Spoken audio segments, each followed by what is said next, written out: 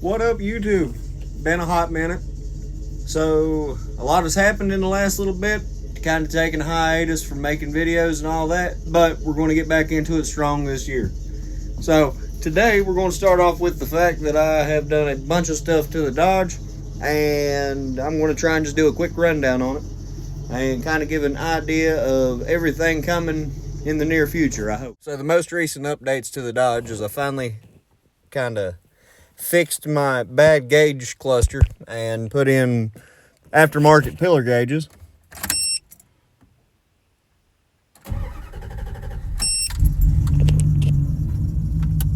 Get them lit up for you. Change the colors on that one. Oil pressure, water temp, tack, because the temp gauge never came off of about 150 and the oil pressure gauge never wanted to work properly. So now to remedy that, we now have aftermarket gauges that tell me everything I need to know. So that's a good plus.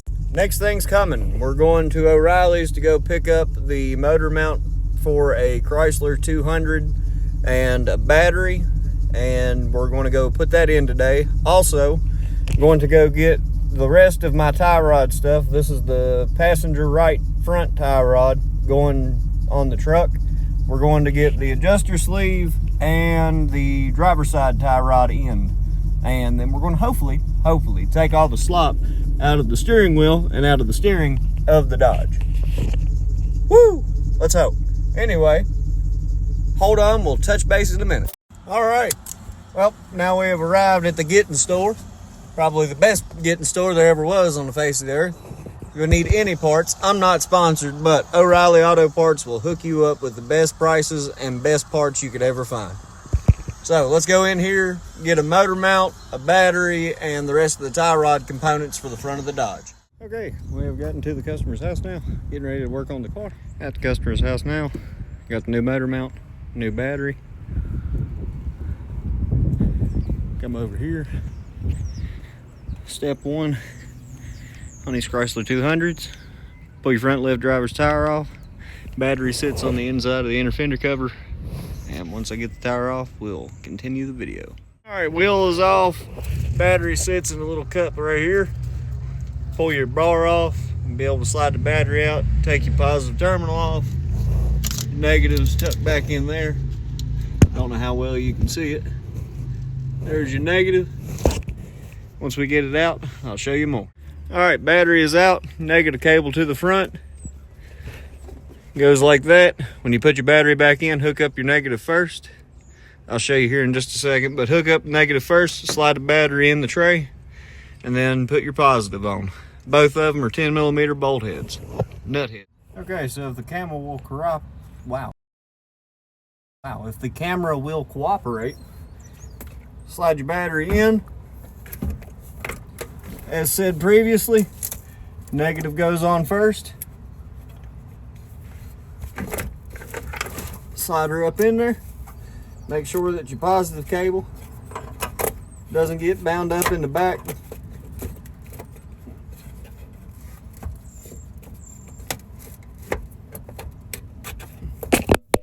And there goes emotional, damn it. the camera. Let's get y'all sit back up here.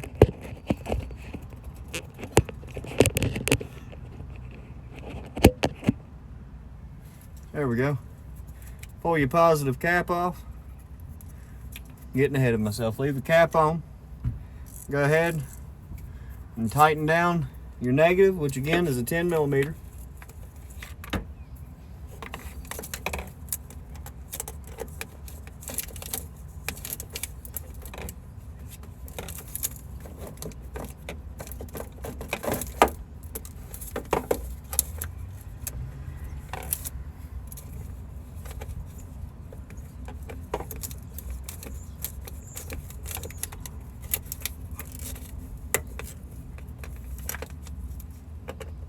Get that tightened down.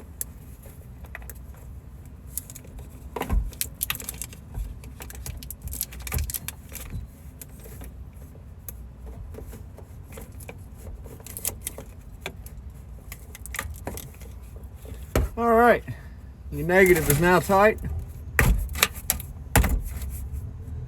Slide your battery into the tray.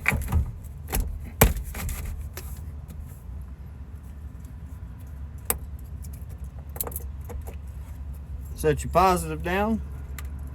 Make sure it's completely seated down properly. You get them both set down very well. Negative, get your positive set on. Always make sure that the top of the terminal is coming through your battery plug.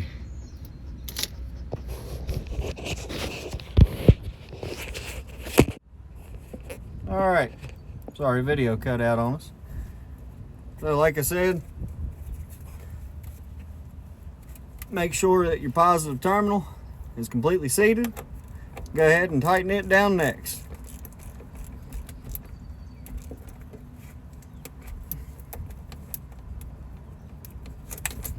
All right, now your battery is completely installed. Make sure everything's set back properly. Bring your arm up here and bolt her back in. The bolt for your battery bracket is a 13 millimeter. It goes in here and bolts to the tray. Get that tightened in.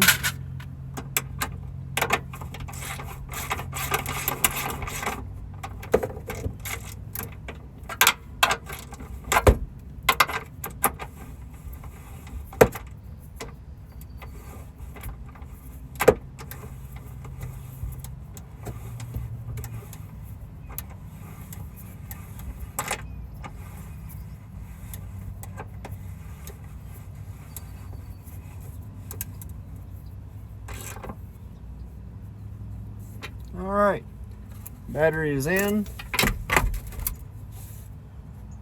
properly. All terminals are tight. Now's the best time to check that before you put it all back together. Everything looks good. Bracket is securely mounted. Battery is set properly. Now, let's put the inner fender back in. And that is one 7 millimeter bolt. And then you've got 4 push clips, maybe more. This one only had 4. So give me just a second and we'll show that next. All right, sorry, video cut out on us. So like I said, make sure that your positive terminal is completely seated. Go ahead and tighten it down next.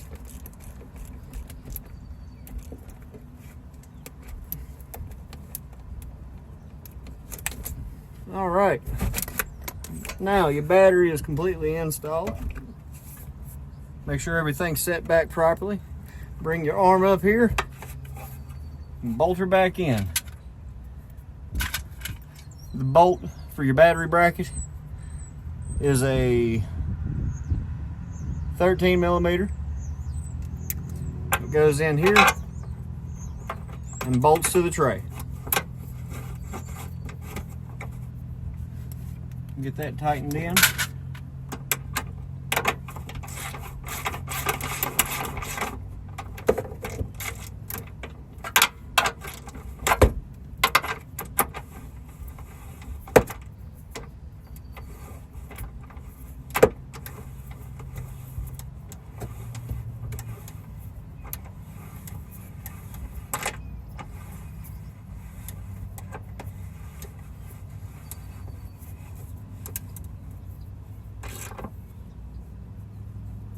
All right, battery is in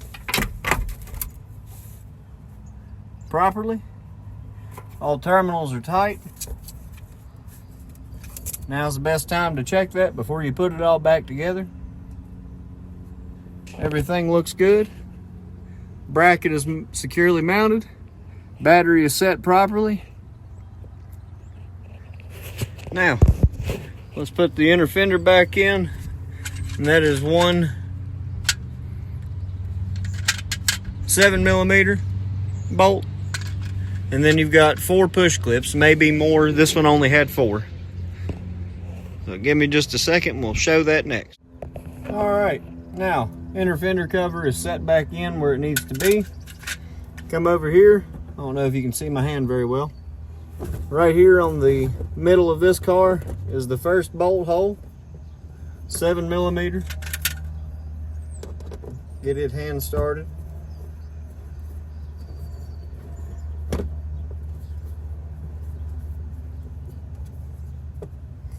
Get that and snugged up. Your next hole will be this one here. Just takes this little push pin.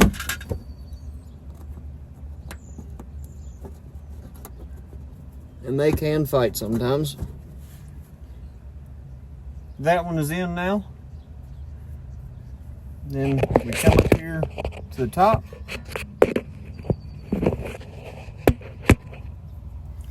This one right here.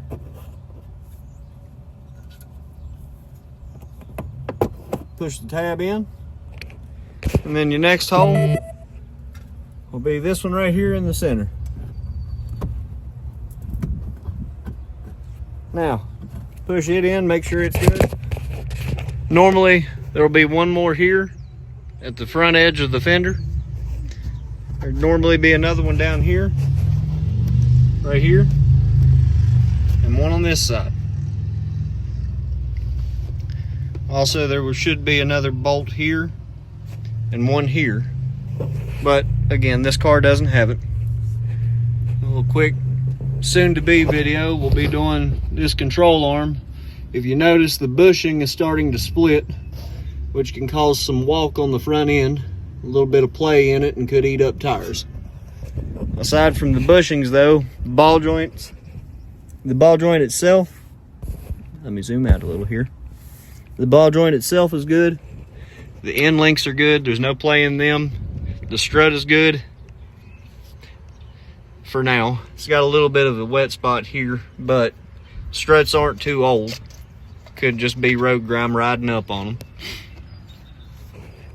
Axle's good, no play in it. And the tie rod is also good. So, next prerogative, we're going in here to do the rear motor mount, which you can kind of see right there. Next up, we put our tire back on. Always hand start your lug nuts. Do not run them on with an impact.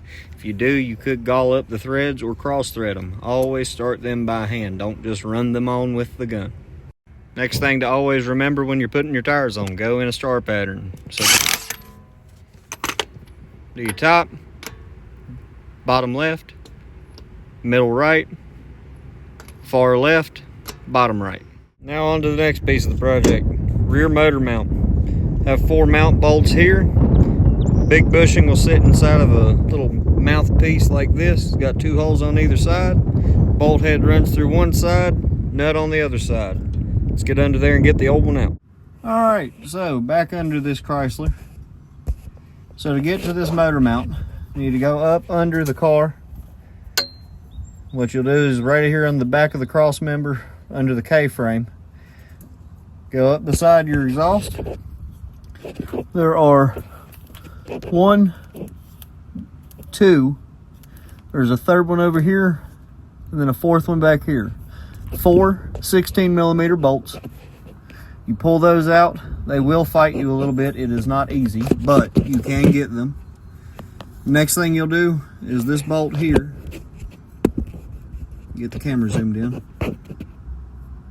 Wherever it went, right there at the tip of my finger is a 15mm bolt. When you pull that one out, you then take a jack, pick up the motor to free it up out of the mount bracket, and then you can pull the entire mount back out through the back of the car.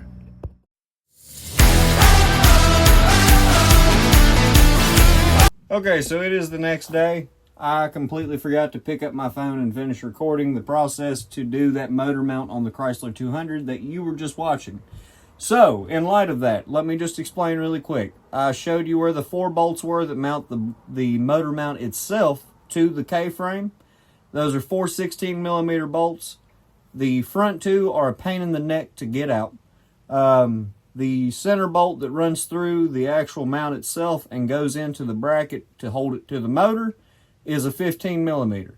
Once you get all that undone, you need to have a jack go under the transmission side, pick up on the pan, and pick it up. To do this, go on the driver's side fender well and unbolt the transmission mount that is there.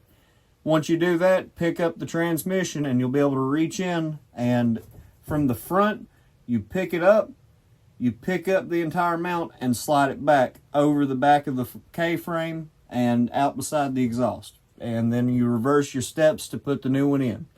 So, there is that. I am so sorry I didn't pick up on it. Last minute customer came to me and needed me to put a starter on a Ford Fiesta, and I didn't have a chance to record that either. But today we have more work coming, so stay tuned. This evening I'm going to do the front tie rods and all that on my Dodge because it has got a very sloppy front end and I want to tighten it up. So we're going to do that. Okay, so embarking on the journey with the Dodge. Pulling the front wheels off of it. Like I said, doing the passenger side and the driver's side tie rods and the new adjuster sleeve. So I'm going to pull this off as one whole assembly. So to do that, what I'm doing is the pitman arm that comes down from the steering gear. I'm going to unbolt it. I took loose my steering stabilizer shock, which is just 2 U-bolts that go around the tie rod itself. And those are laying up here. On mine, those are 13mm. There's 4 of them. Let me get all that unbolted and I'll show you the next step. I do not own the rights to the music playing in the background, but the the nut on the pitman arm going into the tie rod is a 21mm castle nut. To get it out, you need to pull the cotter pin that goes in through it, pull the cotter pin out, and then you can pull your nut off.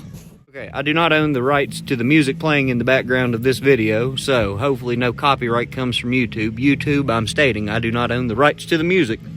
But anyway, once you get your 21mm nut off the end of your drag link, I accidentally called it a pitman arm a second ago.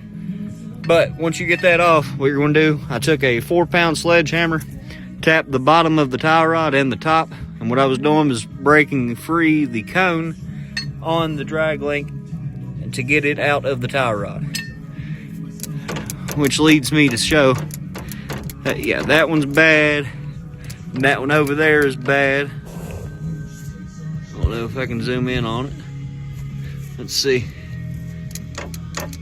Both of them are loose as a goose. So, let's continue on our track of getting the old tie rods out. Okay, so both of the tie rod nuts are 21mm on this side and the other side on the driver's side.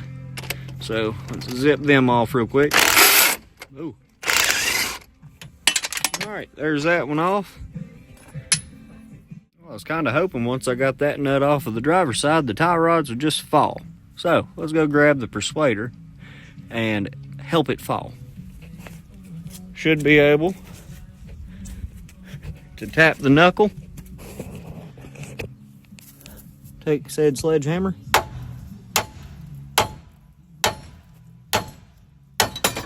there's one side,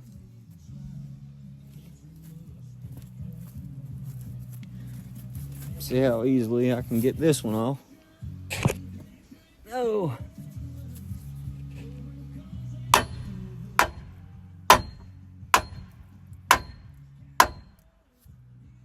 I'm gonna set the phone down for a second.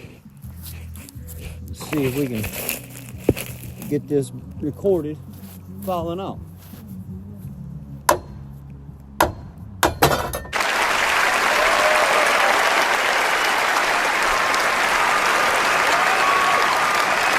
There we go.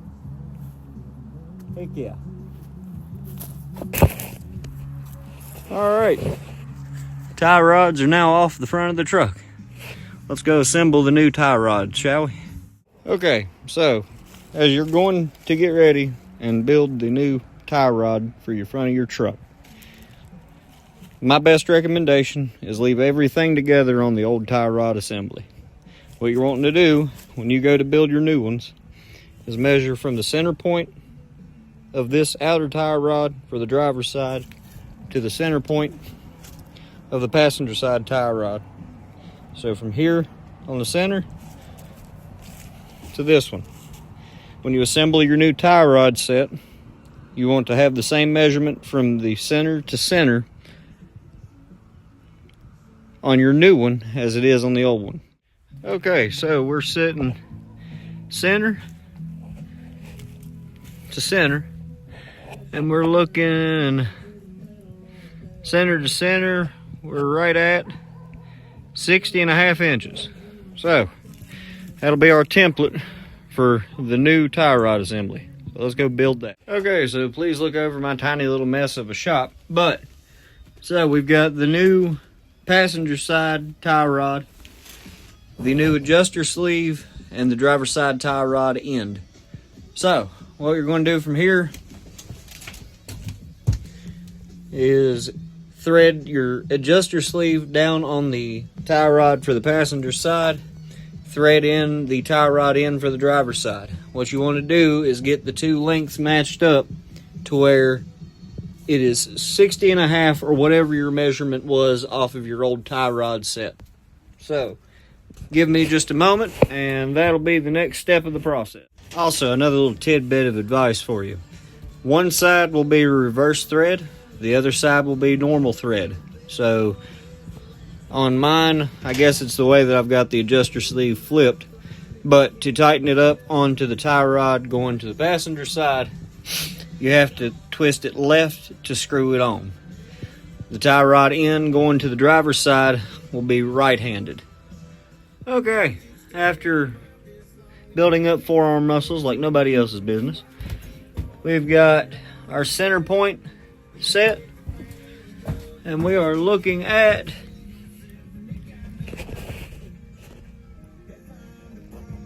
60.5 again. So now we're close enough to where we can put it back on the truck, and we should not have to worry about being way out of line. Now what you're going to do here is you're going to take and tighten up the adjuster sleeve collars. I call them collars. I don't know exactly what they are called, but what this does is it clamps down around the threads on each tie rod and the tie rod end, and what it does is doesn't allow it to back itself out or adjust anymore. You can loosen these to do your alignment or take it wherever and they can do the alignment that way.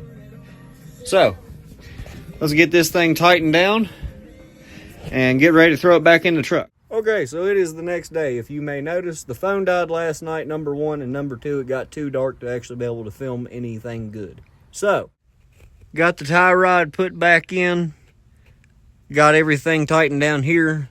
The clamps for the adjuster sleeve are 24 millimeter, and on the back of them, right here, this just slides into the collar, and it holds itself.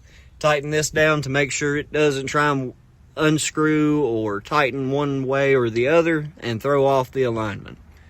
But other than that, everything is put back together. Got the steering stabilizer put back on. Everything is good with that.